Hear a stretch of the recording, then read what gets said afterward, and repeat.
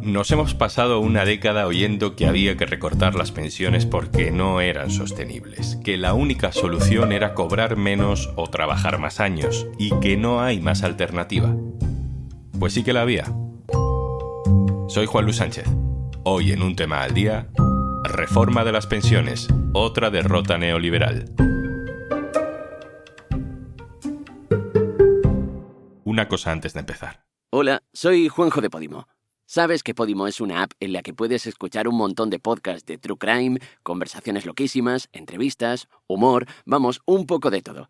Y por ser oyente de Un Tema al Día, te regalamos 60 días para que puedas escucharlo todo gratis. Entra en podimo.es/al día y consigue tus 2 meses completamente gratis.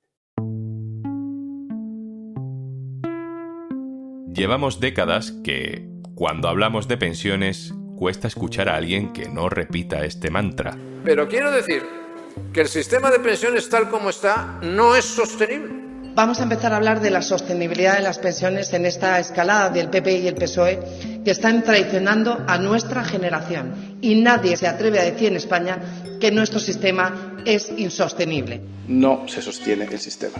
El sistema requiere una reforma más amplia que el del propio sistema de pensiones, lo hemos dicho muchas veces, o autonomías o pensiones. Todos los partidos de derechas en España y otros tantos economistas, periodistas, creadores de opinión han coincidido en algo en las últimas décadas. Eso de las pensiones públicas no está muy claro que pueda continuar, no es sostenible. Y desde la propia administración se han favorecido, se han recomendado planes de pensiones privados. Pagar las pensiones del baby boom parecía imposible. La pirámide poblacional invertida era el argumento perfecto.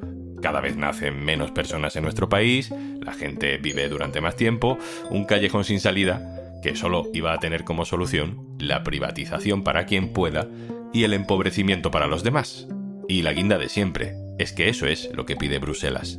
Pero resulta que este gobierno ha pactado una reforma de las pensiones en la que están de acuerdo Partido Socialista, Podemos y Bruselas, y que no las recorta, sino que las financia con más dinero. Tras la reforma laboral y la intervención del mercado energético, el gobierno se marca su tercer tanto ideológico europeo a contracorriente del modelo económico del que parece que nadie se puede salir. Vamos a conocer los detalles, las claves de esta reforma con mi compañera Laura Olías, nuestra experta periodista en información laboral de cabecera. Hola, Laura. Hola, ¿qué tal? Hay unos cuantos cambios en esta reforma, Laura. Vamos por partes. Lo primero a lo mejor es entender conceptualmente qué significa eso de periodo de cómputo opcional, que hay que entenderlo primero para luego desarrollar lo demás. ¿De qué estamos hablando? El periodo de cómputo son los años que se utilizan para calcular la pensión. Entonces, este era uno de los elementos que se estaba discutiendo y había diferencias porque el ministro Escrivá estaba planteando que se aumentara ligeramente este periodo con descarte de peores momentos de cotización, pero en Unidas Podemos, en los sindicatos, en otras fuerzas tenían dudas de esto beneficiará a algunas personas, pero puede perjudicar a otras. Al final, el resultado de la negociación interna del gobierno ha sido un periodo de cómputo que va a ser opcional durante 2 décadas. Es decir, podemos calcular la pensión con la legislación vigente de los últimos 25 años trabajados o se va a ir poco a poco facilitando la nueva opción de elegir dentro de tus últimos 29 años de carrera profesional los 27 mejores. Se descartan 2 años, que en realidad son mensualidades, las peores a lo largo de todo ese periodo. ¿Qué se va a dar a elegir? Bueno, pues cuál es la que más favorece, ¿no?, a los pensionistas. Este ha sido un cambio muy relevante para que se llegara finalmente a un acuerdo. Entonces, si no lo he entendido mal, vamos a un modelo progresivamente en el que de los últimos 29 años trabajados, en el momento de la jubilación, cada uno pueda elegir los 27 que más le convengan para el cálculo de la pensión. Sí, en principio, a partir de 2044 quedará este sistema en el que se cogerán los 27 mejores años de los 29. Se supone que esto favorece más a las carreras más inestables y la previsión de los cálculos de la Seguridad Social dicen que estas carreras han aumentado. En el pasado nuestros padres tenían trabajos a veces de toda la vida y esto cada vez pasa menos. Entonces los cálculos que se han hecho desde la Seguridad Social y que se ha pactado con el otro ala del gobierno y demás sitúan en que esto de media, si cabe, aumentará un poquito el gasto porque en general no tendrá efectos negativos o puede que en algún caso, pero será algo bastante menor. Laura, el gran cambio de esta reforma pasa por cómo se financian las pensiones. Se introducen nuevos ingresos. Esos nuevos ingresos salen de los salarios más altos, que van a cotizar más. ¿Cómo se concreta eso? El enfoque de esta reforma ha sido diferente al de otras. ¿Cómo vamos a ensanchar los ingresos del sistema? Y esta última pata de la reforma incide justo en esto, como a través de un aumento de las cotizaciones sociales que se utilizan para luego pagar pensiones. Se ha orientado dónde se aumentan estas cotizaciones, allá donde no se estaba pagando ahora y son en los salarios más altos. Como la pensión máxima está topada, está limitada, pues también había una lógica en la que los salarios más altos también tenían un tope, un límite sobre el que ya no cotizaban. Esta es la base máxima de cotización y a partir de esta, que ahora mismo son unos 4.500 euros brutos al mes, un salario de 4.500 euros brutos al mes, no cotiza. Bueno, pues lo que se ha hecho es decir, vamos a incrementar los ingresos con estos trabajadores, que estos salarios altos coticen. Se va a hacer muy poco a poco. Es un aumento de las cotizaciones a este colectivo en los próximos años, décadas. Y también se habla de una cuota de solidaridad. ¿En qué consiste? La cuota de solidaridad incide en los salarios muy elevados. Estábamos diciendo que íbamos a subir poco a poco esta base máxima de cotización, ¿no? Lo que cotizan los salarios más altos, pero siempre va a estar un poco limitado porque luego la pensión máxima también lo está. Esta cuota de solidaridad es un aporte de los que están por encima de la base máxima. Ahora mismo, si lo imagináramos, pues quien gane más de 4.500 euros brutos al mes. Esta se va a aplicar también en el futuro, poco a poco, y es una aportación pequeña que no tiene repercusión luego en la pensión máxima. La lógica es los trabajadores con salarios muy altos van a aportar un poco al sistema de todos. La cuota empezará siendo de un 1%, bastante pequeñita, y luego irá subiendo hasta un 6%. Y por volver a intentar aclarar dudas, ¿van a subir o no van a subir las pensiones? ¿Lo van a hacer todas las pensiones? ¿Todas de la misma forma? Todas las pensiones van a subir cada año, en principio con el IPC, que era un elemento fundamental de la primera pata de la reforma, y de hecho este cierre intenta garantizar el pago de esta situación. Además de esa revalorización anual con el IPC, que van a tener todas las pensiones, este último cierre de la reforma tiene dos cuestiones importantes. Por un lado, se garantiza expresamente que la pensión máxima también va a aumentar con el IPC, que hemos visto, por ejemplo, en esta crisis de inflación, cómo se ponía en duda en algunas ocasiones, que los que ganan más, la pensión más alta, suban igual. Pues se garantiza que va a subir con el IPC, y además con las pensiones mínimas hay un esfuerzo extra, porque estas pensiones durante los próximos años mejoren. Son las pensiones más bajas del sistema, tanto las pensiones mínimas como las no contributivas. Se pone un poco con la misma lógica del salario mínimo, que hicimos una senda hasta llegar a una meta, pues en este acuerdo de pensiones ocurre lo mismo. Todos son previsiones, ¿no?, para mejorar estas pensiones más de lo que estaba previsto.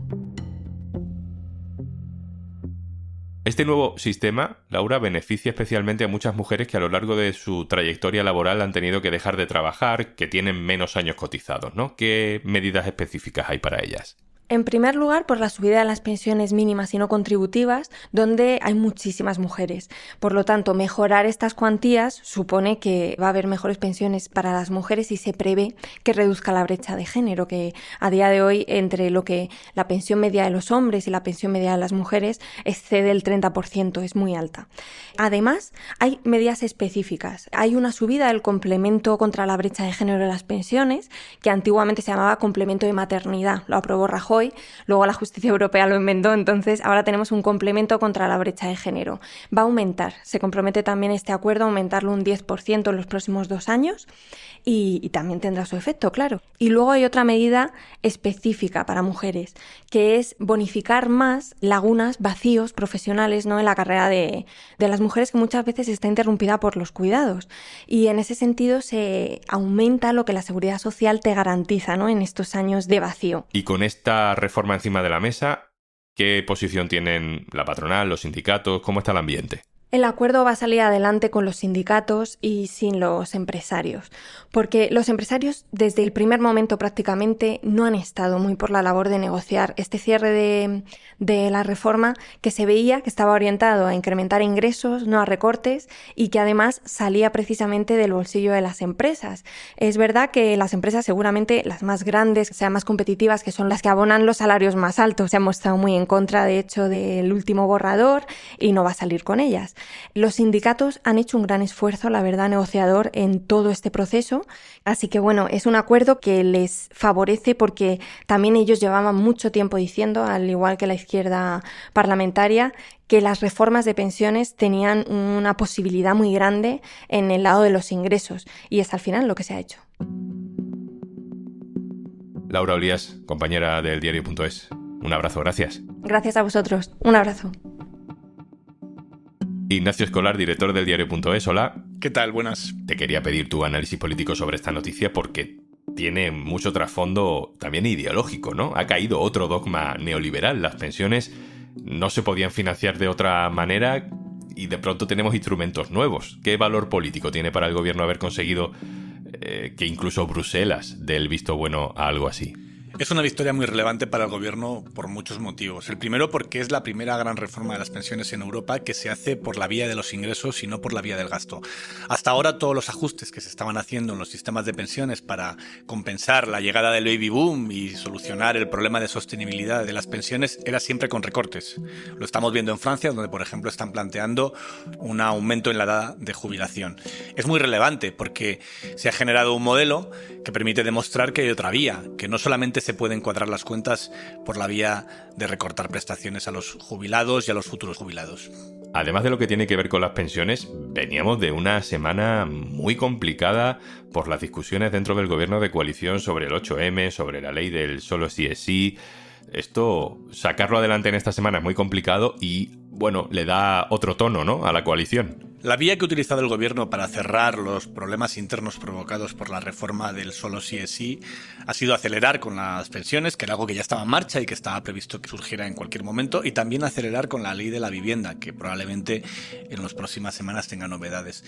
Es una manera de demostrar que el gobierno sigue vivo, que el gobierno sigue unido para muchas de las cuestiones importantes y que además puede hacer cosas diferentes a las que han hecho los demás gobiernos. Piensa que esta reforma de las pensiones se une a una reforma laboral que por primera vez también recupera derechos para los trabajadores, se une a todo el modelo de ERTE durante la pandemia, que fue especialmente beneficioso para los trabajadores, se une a las subidas del ingreso mínimo vital, se une a las subidas del salario mínimo, se une a un montón de medidas que demuestran que se puede gobernar en lo económico y gestionar en lo económico de otra manera, que no es ajustar las cuentas públicas recortando prestaciones al estado del bienestar, sino justo al contrario.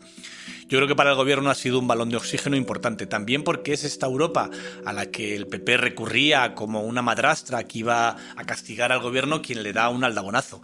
El ministro Escrivá ha pactado con Bruselas una reforma progresista que ha convencido también a Podemos y que ha unido de nuevo a toda la izquierda alrededor del gobierno. Creo que eso es una victoria política para el Ejecutivo muy importante y al margen de eso es una victoria para para casi todos los ciudadanos, porque esto significa que tienen la garantía, sobre todo los que estamos trabajando, de que habrá pensiones cuando nos jubilemos.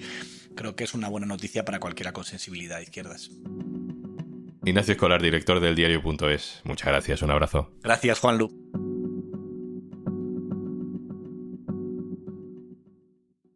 Y antes de marcharnos...